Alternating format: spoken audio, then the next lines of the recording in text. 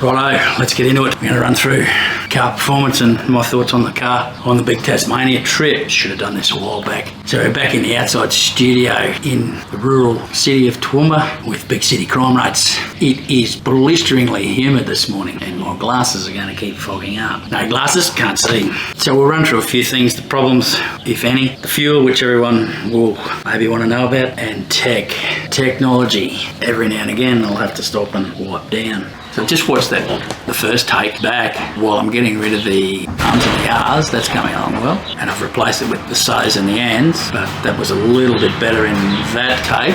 I notice I'm touching my nose a lot, which is quite a pain in the ass. It's not itchy, there's no snot. I need to work on that a little bit more. Welcome back, welcome to the very worst channel on YouTube.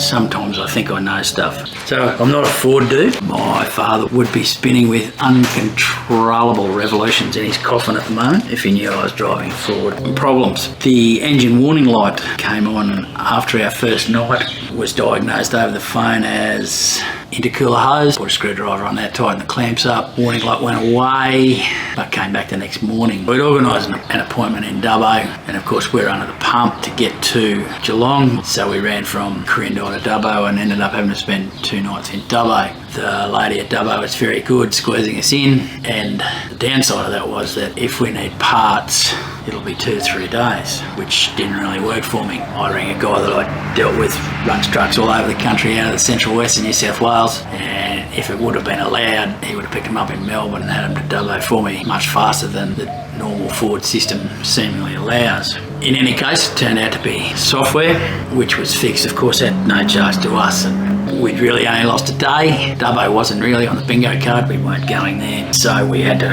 change the plan a little bit. I don't really call it a problem, but this little thing happened too while we were away. It was really interesting. We were driving from Geeveston, Franklin actually, down to Southport. There's a bit of hill work. Don't matter where you are in Tasmania, there's a bit of hill work. And a message came up on the screen that there was a problem with the steering. And steering, of course, in these things is electric, and that the steering would get harder to operate. And then I did notice that. You're quickly running through things in your mind. Hobart was probably the closest, but I needed to get somewhere to unhook. Anyway, I mentioned it when I went into Ford when we got back, and he said must have just been a period where he did a bit of pig root and anyway didn't have enough pressure on that front suspension, and it's just gone into that mode. And what I did was I just thought I'd try this. The go-to of all IT people to start with, turn it off and turn it on. So I turned it off and turned it on, and it hasn't been back. Very interesting how they turn it off and turn it on sometimes is the saviour of the world. It also did this a few times. The assumption is it's something to do with a sensor. Get out of the car, lock it up, and the left-hand tail light would be on, and you walk around the front and the left-hand front light would be on. You actually had to restart it and stop it again to get that to go off. There's the ongoing small software issues, the phone won't hang up, a few alarms come on. I understand there's software update. We're in for the 30,000 service in the next week, so that'll all be tidied up theoretically. The clear view mirrors gave some grief. I went to push them in from towing to not towing, pushed on the wrong angle, and they folded in, which they're designed to do theoretically, but from there it wouldn't catch properly. Went through a few phases of not working properly. At the end, for the last 8 weeks, I suppose that was a week in that happened, for the last 8 weeks until I got back to Craigieburn,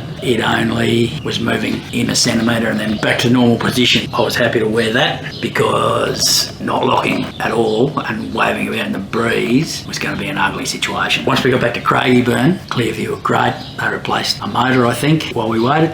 We were there for about 2 hours. I did have contact with Clearview from Tasmania. Righto, let's get on the fuel. 7,407 kilometres towing, and we towed at 17.3 litres to the 100 kilometres. I split this into 4 sections. Across the mainland on the way in Tasmania, mainland on the way back, and total. So we travelled 1,855.6 kilometres to Geelong, 17.7 litres to the 100, 328 litres, $1.91 a litre, $629.02.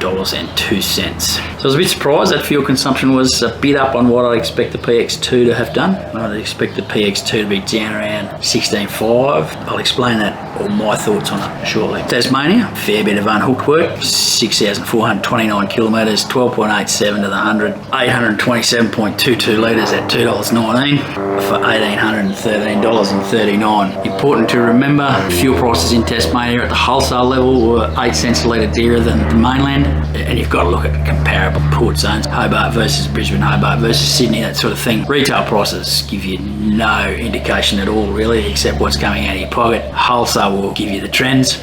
So I follow wholesale prices, been doing that for 40 years, as well as the oil market. And of course, as we moved across the mainland, oil was ramping up. I think we started in Toowoomba at about $68 a barrel US, and I follow West Texas Intermediate. It's important that you benchmark. And at one stage in Tasmania, towards the end of the trip, we hit 93 before we backed off again. Moving to a dearer wholesale market, Geelong to home, 2,171 kilometres, a bit further than the outward bound trip. We did have that extra from Kilmore back to Craigieburn, and Craigieburn back to Kilmore for the mirror experience. That might have been 130 kilometres, different trip home as well.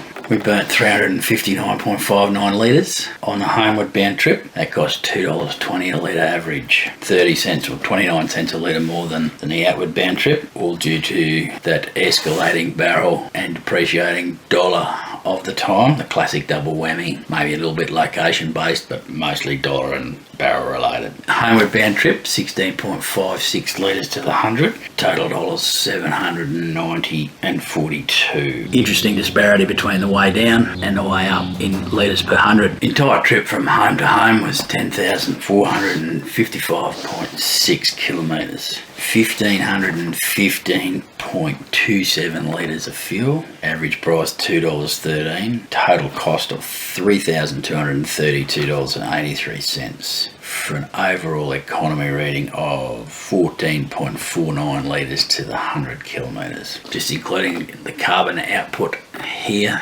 Talk a bit more about carbon later. Best consumption, 9.01 litres to the 100. That was when we were based around Smithton for 5 days. Worst, 18.7, which is the first leg into Tenterfield, actually, Toowoomba to Tenterfield. Bit of hill work, fully loaded. Not that we weren't pretty much fully loaded for the whole trip to Geelong. Dearest, 242.9 over at Adventure Bay. I don't even know how they do it for that. Adventure Bay is on Bruny Island. So everything's got to come over on a boat, just be astonishing costs. Cheapest, $1.82.9, and again that was Tenterfield on the first leg. There was one particular episode travelling between Deloraine and Cradle Mountain where the car indicator got up to 24, 25 litres to the 100. I did make the comment that I thought I was driving a Land Cruiser, I was using that much fuel. So carbon output, and there's a good example here as people clamber for answers and things on that, on carbon. And I appreciate that diesels have a nitrous oxides emission component as well, but doesn't seem to be what everybody's talking about. Our carbon output for that trip was 4,091.2 kilograms, or 382 grams per kilometre. Now the new standard is going to be 168 grams per kilometre from the end of 25. That's not towing, of course, that's wind tunnel, factory produced in a regulated environment. These are the Euro 6 standards. As an aside to that, I came across a Dodge Ram in Toowoomba fueling up recently. He was pulling a 6-berth horse float. No doubt he was illegal. And I just asked him, mate, what fuel consumption are you getting out of that thing? He said, towing this with horses, 38 litres to the 100. Just grasp that. So that big petrol V8, 38 litres to the 100, which is 874 grams of carbon to the kilometre. So carbon-wise, and if you're going to tow, you're not going to use a Dodge Ram or a Chevy 1500 or an F-150. Petrol is going to produce, in a loaded situation, more carbon emissions than diesel. Diesel has a much higher energy intensity than petrol. Markets and fuel, been following particularly the oil market for 40 odd years. Fuel's become a very high margin at the retail game. Lots of people blame governments, blame lots of things. I have no time for any of our politicians, but if you want to know why it's become a high margin retail game, you don't have to look any further than those two rather large supermarkets in this country. That's the fuel. A lot of people whinge about the tech, and especially in these things. I'm getting on a bit, but I love tech, but tech's got to be useful. For example, all those fuel figures I run through a spreadsheet, not an app. And I understand you can dump apps into spreadsheets, but I design the spreadsheet and I control the information that I get out. Now, I couldn't justify dropping Microsoft Excel on the laptop that we take away, so I downloaded a program called Libre, Libre. There's a school of thought amongst some that it's better than Microsoft. I respectfully disagree. It's functional and it did the job I needed it to, but I'll be sticking with Microsoft at home. I couldn't justify Microsoft for the short time that I'm going to be using the laptop. I should design a database, which would then allow me to compare so many more things across so many years. But I never actually sit down and take the time to design a database. Databases are phenomenally more powerful than spreadsheets in situations like this. And then you can dump your reports into the spreadsheet in any case. As far as the database is concerned, I'm actually mucking about a little bit with AI and getting AI to write it for me. There's a fair bit of work to go into the front end of a database. There's plenty of AI operations out there that'll put one together for me. Whether it's as functional as I'll need it, I don't know. AI is kind of fun at the moment. So back to the tech in the car. Here's just one example where it saved me, I don't know, anything up to a couple of grand. We were out in the Tarkine on a gravel road and the bloke behind me seemed to be in much more of a hurry than me, so I got off the road to let him past.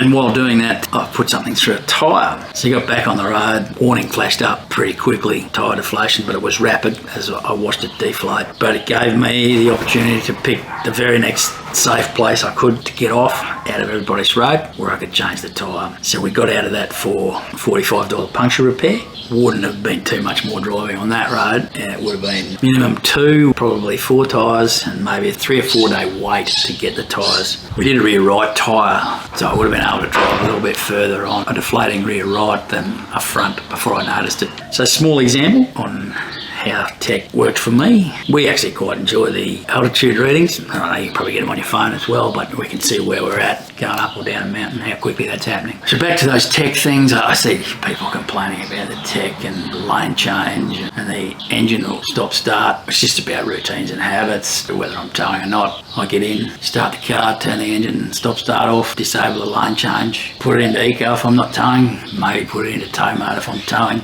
And once we get going, I push that button on the side of the shifter to give me an indication of what gear I'm in.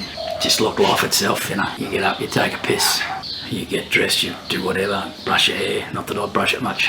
It's about the routine, about the habits. And I knew what I was buying before I handed over the cash. Why would I complain after I handed over the cash? None of that stuff worries me anyway. It's part of what you get. I just hear people moaning and complaining about it.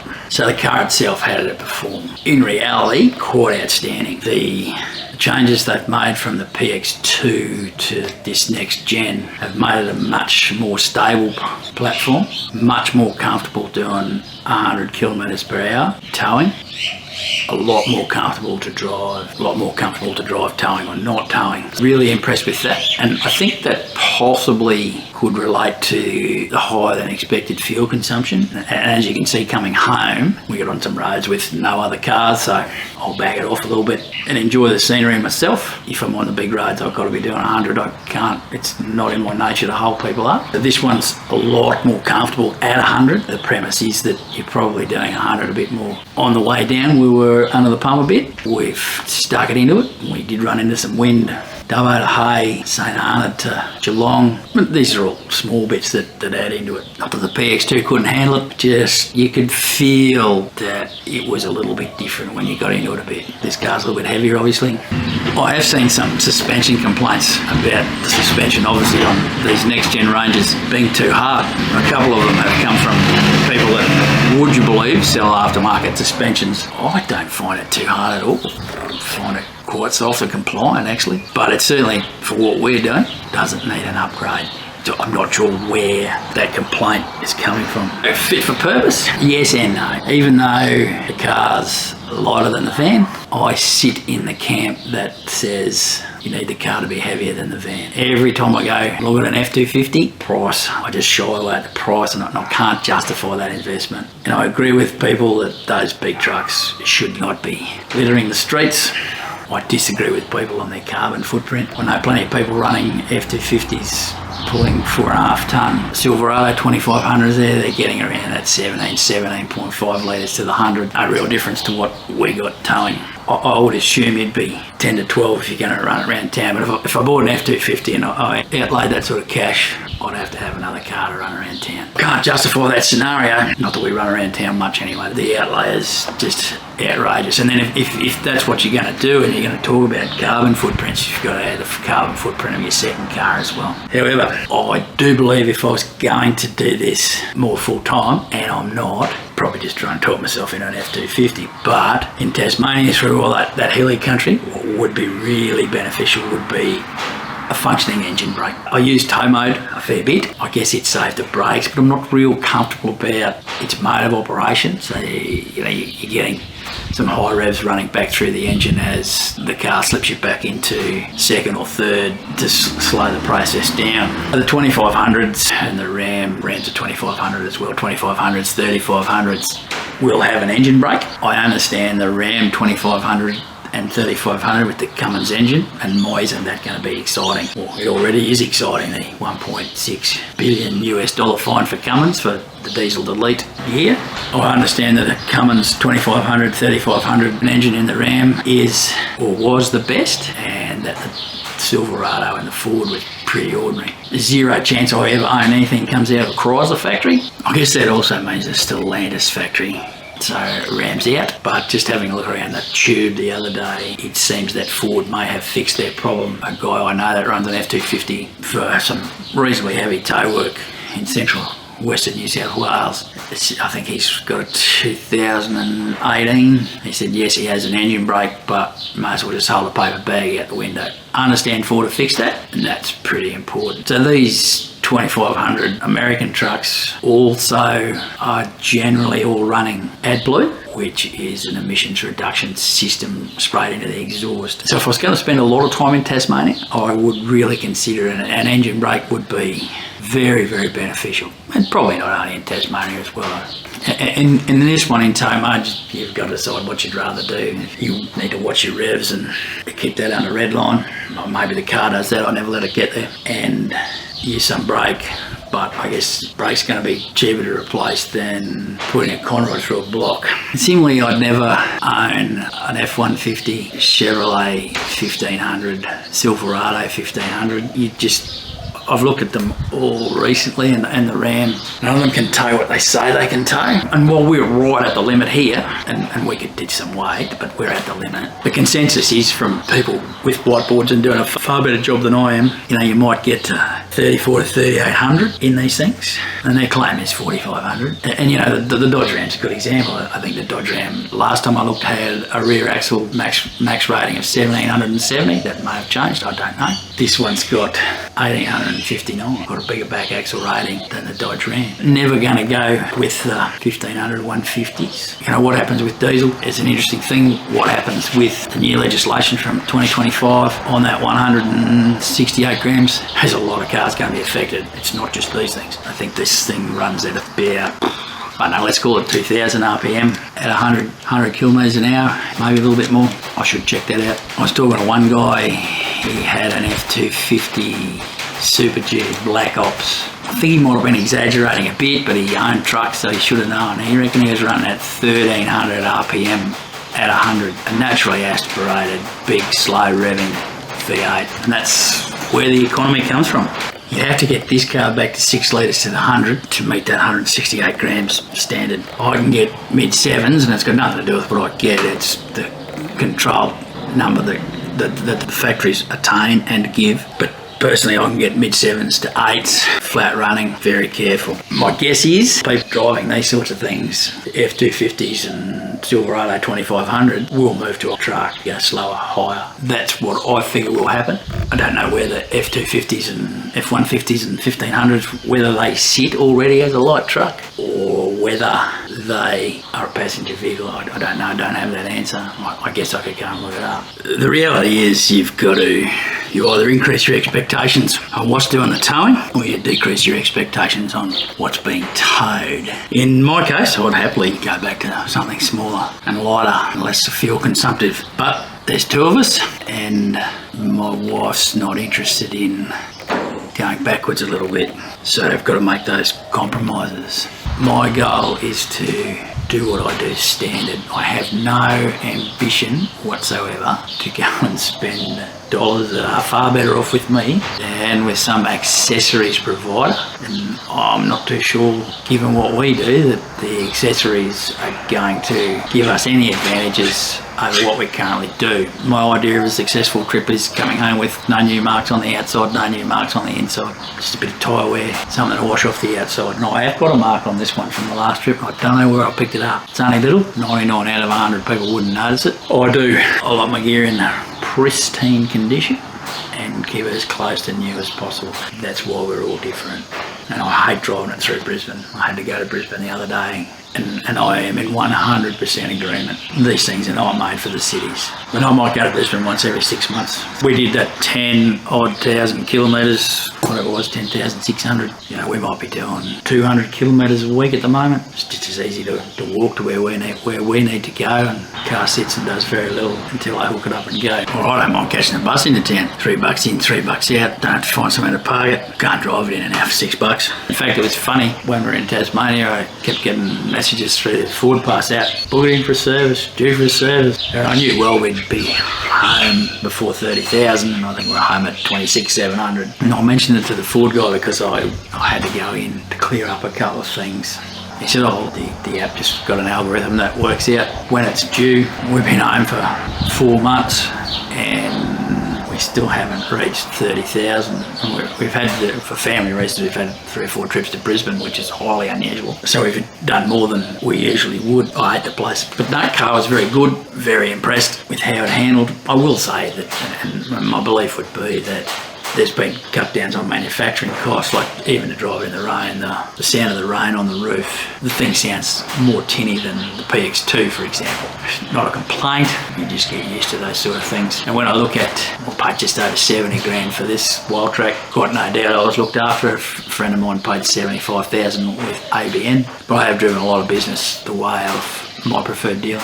And I had another friend just about to pick up his, I don't know, I think it's one model from the bottom, Land Cruiser 300, 121,000. Just wrap your chops around that, 121,000. And then he's going to line up at ARB and various other people for another 30-odd thousand bucks worth of modifications and accessories. There's some people having a lot of trouble with bull bars and cameras and things like that. Done a lot of driving, a couple of million kilometres. I've hit a few roos. I've only ever hit one front and centre, and I hit him on the up anyway, and he came through the windscreen. Bull bar's not going to stop that. All the others have hopped into the side, you know, damaging mudguards and that sort of thing. Again, unless you go and spend 8 or 9 grand on the tough bull bar and add about 150 kilos, not really going to help. The wallabies, which don't hop as upright as the roos, will generally go under the front, not do too much damage. Things like pigs and stuff like that, never hit one. They have the capacity to do some damage. So I just have a little policy now. On roads that I don't know, I don't drive at night time. I'm not planning on taking on a cow, but even so, cows and horses, camels and that sort of thing are going to roll back and do a lot more damage with or without a bull bar. But anyway, there's trouble with cameras and lights and sensors with bull bars. And if I was going to accessorise, I would do it through the dealer prior to taking delivery. That's what I want to do with the mirrors, but I didn't release this mirror for 6 or so months after we'd bought the car, so I had to wear that myself. And had we run into any of that issue, and look, the guy that fitted them, way back to all the problems with fitting, he wore that cost, but it still doesn't cover the fact of the number of people that are getting in and out of my car. And look, there is a little bit of damage. A lot of people wouldn't notice it, but I do. One little bit of paint damage and a little bit of damage on the inside of the door. Not worth pursuing, but just annoys me. So the more you can avoid that, better, if you're as fussy as I am. Because when I pick it up, everything is expected to be perfect. And I have a pretty solid inspection of all those things pre-taking possession of the key and saying everything's okay. So just on me inspecting things, in 2000 I took delivery of an SS Commodore and I felt underneath the spoiler, right underneath the spoiler. The damage was quite significant, and as I continued, there was damage inside the door sills and damage on the back of the boot. So Holden didn't want to know about it.